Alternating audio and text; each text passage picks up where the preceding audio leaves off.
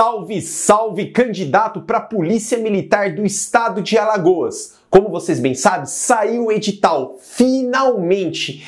E um dos itens do edital em História do Brasil é discutir sobre a Primeira República, sobre a República Velha, sobre a República do Café com Leite. E este é um assunto de suma importância para, inclusive, fazer você gabaritar história no concurso da Polícia Militar do Estado de Alagoas. E hoje nós iremos discutir exatamente este conteúdo. Portanto, separe o caderno, separe a caneta, porque o assunto é muito importante e vai fazer com que você já saia na frente em relação aos outros candidatos. Vamos juntos para a aula, deixe de lero-lero e vem comigo! Agora nós vamos para um movimento que, digamos, bem curioso. Vamos começar a discutir sobre a República do Café com Leite. Como assim, professor? República do Café com Leite? Não é uma república matinal, tu não vai tomar café da manhã, nada com ela não. Mas o nome República Café com Leite se deve à alternância de poder, ora dos paulistas, ora dos mineiros. É isso mesmo, é mais ou menos o que está mostrando aqui, ó, na minha balancinha. Então quem vai assumir o rolê uma hora vai ser um paulista, quem vai assumir o rolê numa outra hora vão ser os mineiros.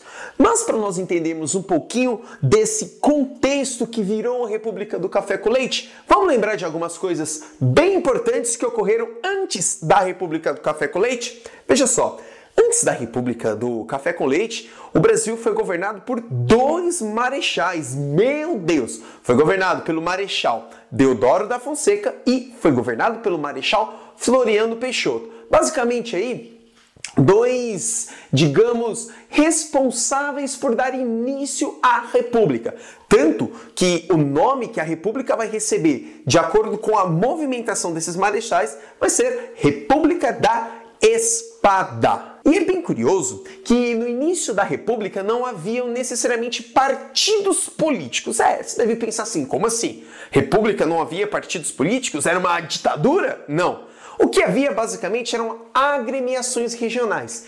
E é tão louco que você também não tinha oposição entre os partidos. Na verdade, a oposição ficava muito concentrada nessas próprias agremiações regionais para ver mais ou menos quem mandava no rolê do poder local. Lembra do coronelismo que eu apontei na última aula? Pois é, então a oposição era mais ou menos vinculada à necessidade de ver quem assumiu o poder local.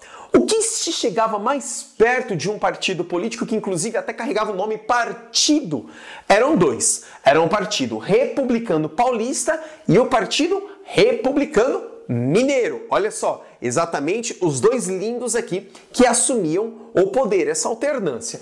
Veja só, mas nós tínhamos uma exceção. E a exceção ficava com os federalistas do Rio Grande do Sul, que já nesse processo aí batia bastante de frente contra o governo positivista de Júlio de Castilhos. Mas em suma, no Brasil, o Brasil não tinha partidos de oposição. O que tinham eram agremiações regionais. Pensando nisso, então, vamos só lembrar o que fez essas agremiações de fato assumir o protagonismo político brasileiro, tirando um pouco os militares do comando, tirando os militares Deodoro da Fonseca e Floriano Peixoto.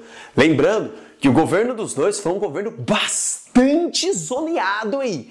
Inflação, governo autoritário, revoltas, enfim, um monte de coisa, o que desfacelou um pouco a centralidade nos militares. E aí, a partir de então, a gente vai começar a discutir do primeiro presidente civil, que foi o paulista Prudente de Moraes, que vai assumir posterior a Floriano Peixoto. Embora Floriano Peixoto tentou recuperar um pouco a crise inflacionária ocasionada no governo de Marechal Deodoro, ele não tinha o traquejo econômico tal como o presidente que aqui eu vou mencionar. Veja só, Prudente de Moraes, ele era do Partido Republicano Paulista, ele era da elite agrária, ou seja, ele tinha um traquejo econômico, ele sabia como articular, era um cara rico, um cara poderoso. E aí, ele, por ser o primeiro presidente civil e ter bastante articulação com a elite agrária, ele conseguiu bastante sobre forte influência do capital cafeicultor, que já vinha despontando como principal elemento econômico do Brasil, regular a inflação, dar uma estabilizada. Eu vou deixar uma coisa muito clara para vocês que estão vendo. Quando eu falo em estabilizar a economia num cenário político de Brasil, eu não estou falando que figurou aquela condição perfeita. Não, que fique muito claro. Dentro do que tinha, ele melhorou. Era o perfeito? Não, mas ele melhorou. Era mais ou menos assim. Deodoro afundou a inflação. Floriano foi lá no fundo e pegou ela um pouquinho. Falou, sobe um pouquinho, filha.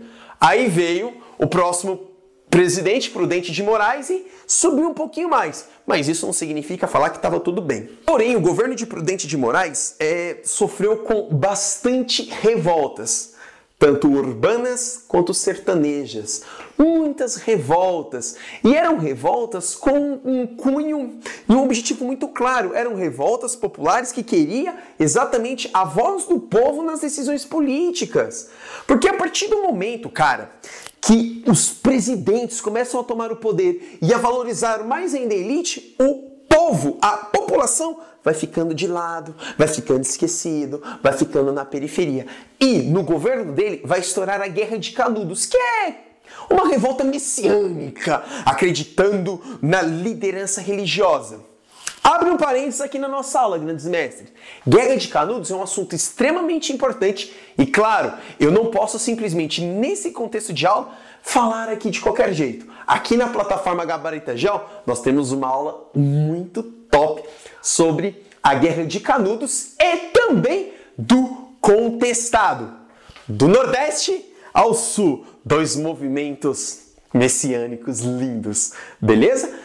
Só que a revolta de Canudos, ela vai trazer uma grande desgaste para o governo, pois ele pega um país com uma crise econômica muito forte, embora ele consiga dar uma regulada devido ao capital cafeicultor, ele ainda pega essas revoltas, Canudos principalmente, que vai deturpar todo o seu governo.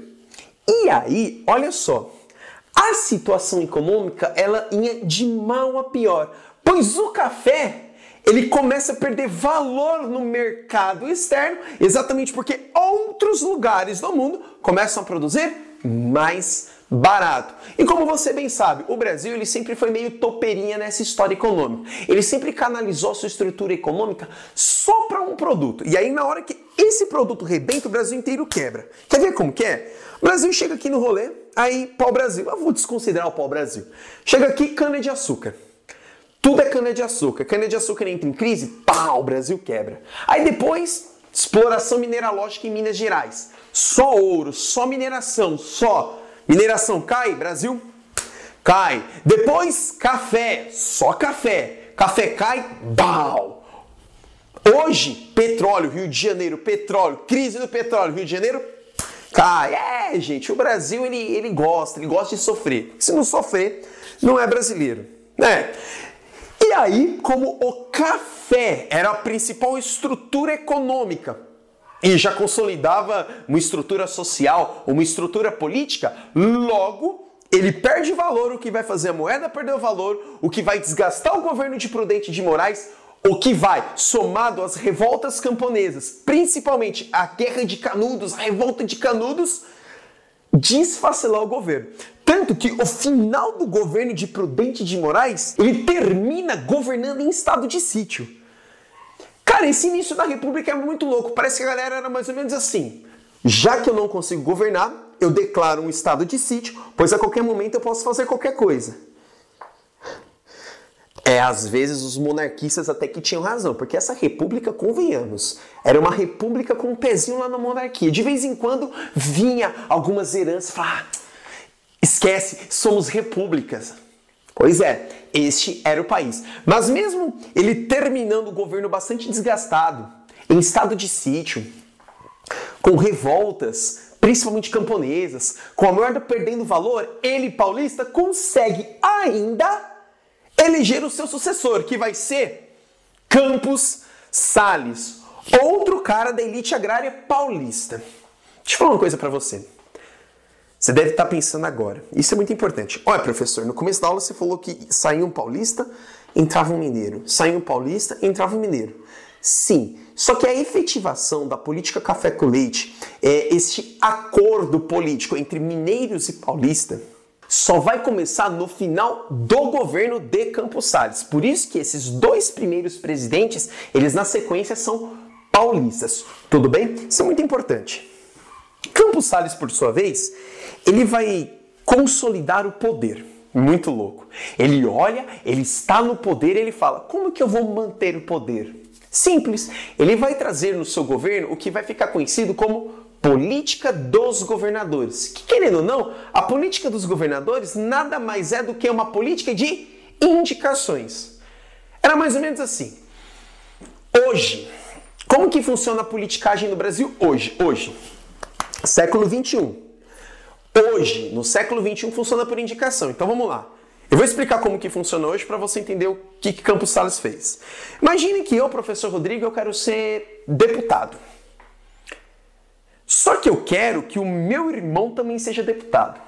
Aí eu vou chegar pro governador, da onde o meu irmão quer ser deputado, e falar, olha, seguinte, eu trago votos para você, eu sou um coronel, se você apoiar o meu irmão, falar que vai votar nele e pegar o seu curral eleitoral e falar que vai votar no meu irmão. O governador vira então e fala, boa, eu indico e você me indica. Nós nos indicamos e nós nos mantemos no poder. Genial! Olha só, e isso foi uma política que ele colocou entre os governadores, acordo mesmo. Cara, se a gente entrar em acordo aqui com um curral eleitoral, a gente nunca mais está no poder. A fraude está lançada. Essa é verdade, é fraude. Pois nós vivemos, a República estava sendo consolidada por uma pseudo-democracia. Mas, com essa política dos governadores instituída por Campos Salles, que vem depois de Prudente de Moraes, que já valorizava a elite agrária cafeicultora do Brasil, a política brasileira, então, fica canalizada pela estrutura do poder. Apenas quem está no poder. Indicações políticas. Então, quando você sai gritando e fala, político, por que você está indicando o outro? Por que você apoia o outro? Porque eu quero tempo de televisão. Não, essa política foi política mesmo em 1898 até 1902, no governo do paulista Campos Salles. Tanto que depois de Campos Salles, com essa instauração da política dos governadores, esse negócio aqui se efetiva. A política café com leite, ela sai de um embrião no governo de Prudente de Moraes e vira uma criança bonitinha no governo de Campos Salles. Essa política café com leite só vai acabar em 1930, para variar, quando um gaúcho, Getúlio Vargas, assume o rolê. Só, se Getúlio Vargas não tivesse colocado a Revolução de 30, lindos, política café com leite ia continuar até hoje. Eu tô aqui pensando, política café com leite parou em GV? Não, porque hoje, querendo ou não vou aqui mencionar partidos políticos não, mas eu quero que você reflita. Quais são os partidos políticos que protagonizam a cena política do Brasil? Reflita um pouquinho. Veja se ele sai. Às vezes é um partido A, sai o partido A, entra o partido B. Sai o partido B, volta o partido A. Sai o partido A, volta o partido B. Pois é, por isso que é importante estudar história, para que algumas coisas como esta não volte a repetir. Muito obrigado, galera. Lembre-se, juntos somos mais fortes e até já já. Valeu! Bom, se você chegou até aqui, eu peço para você curtir, para você compartilhar, para você se inscrever no canal. E conforme os números de likes neste vídeo for aumentando, bem como os comentários, nós vamos sim ter a aula 2, vamos ter a aula 3, exatamente para garantir a sua aprovação neste concurso da Polícia Militar do Estado de Alagoas. É isso mesmo, vamos juntos até o final e valeu pela sua companhia. Abraços!